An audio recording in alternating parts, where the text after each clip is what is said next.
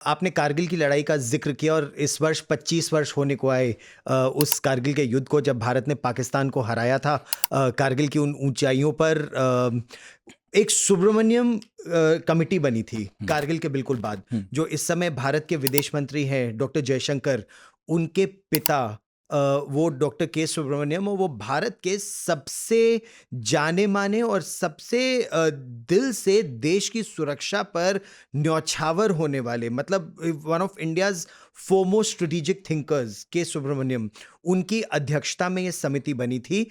और इस समिति के सामने मैं भी पेश हुआ था कारगिल के युद्ध के बाद, और इस समिति ने निर्णय लिया था कि कारगिल में जो जो कमियां रह गई थी, हमारे 530 वीरों ने अपने प्राणों का सर्वोच्च बलिदान दिया और तब पाकिस्तान को भारत एलओसी के उस पार खदेड़ पाया, लेकिन कुछ कमियां रह गई थी।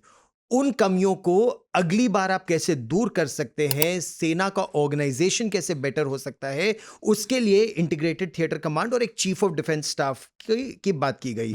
सीडीएस होते होते आप ये सोचिए, मैं 1999 से ये रिपोर्ट कर रहा हूं और 25 वर्ष बाद 2024 में भी ये रिपोर्ट कर रहा हूं कि इंटीग्रेटेड थिएटर कमांड पर बात आगे बढ़ रही है। हालांकि बात बहुत आगे बढ़ गई है। जनरल बिपिन रावत देश के पहले चीफ ऑफ डिफेंस स्टाफ बने और उन्होंने बहुत तेजी से काम किया। उनका वो इंटरव्यू दिया था और वो आज तक और इंडिया टुडे पर ही वो इंटरव्यू था।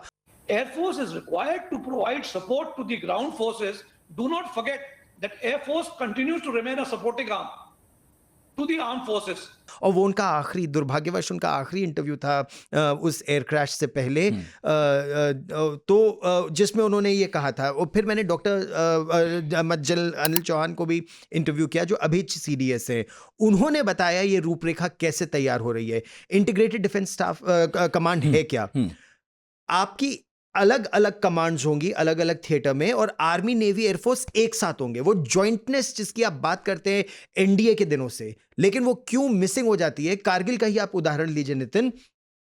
आर्मी ने अपना ऑपरेशन विजय किया तो ऑपरेशन ने एयरफोर्स ने अपना अलग ऑपरेशन सफेद सागर लॉन्च किया। शुरू के दिनों में आर्मी और एयरफोर्स, कहा यह गया, दोनों सेम पेज पर नहीं है। आर्मी हेलीकॉप्टर्स चाहता था कुछ ऑपरेशंस के लिए, एयरफोर्स कह रहा था यह सही नहीं है, और दोनों में तालमेल की कमी पाई गई। इन सब कमियों को दूर करने के लिए इंटीग्रेटेड डिफेंस कमांड की आवश्यकता है, थिएटर कमांड की आवश्यकता है। जब हम थिएटर कहते हैं, इसका क्या मतलब है? तो अभी अगर आप भारत की सीमाओं को देखिए, और पढ़ाकू नितिन में आपके दर्शकों के लिए और योर लिसनर्स के लिए बहुत महत्वपूर्ण है। आपका एक चाइना बॉर्डर है, तो चाइना बॉर्डर आपका एक अलग थिएटर है। ओके।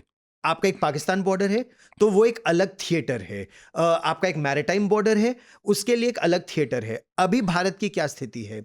वायुसेना के 7 कमांड है, सेना के 7 कमांड है, नौसेना के 3 कमांड है, फिर एक अंडमान एंड निकोबार कमांड है, फिर एक स्ट्रेटेजिक फोर्सेस कमांड है।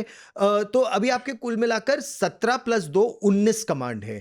अब आप उनको इंटीग्रेट करेंगे ताकि ये 17 की संख्या कम हो जाए और आप रिसोर्सेज बेटर पूल इन करें, आप officers and main and women better pool इन करें, रिसोर्सेज आपके बेटर यूटिलाइज हो, एक थिएटर के लिए एक तरह की यूनिट आप डिप्लॉय कर सकें।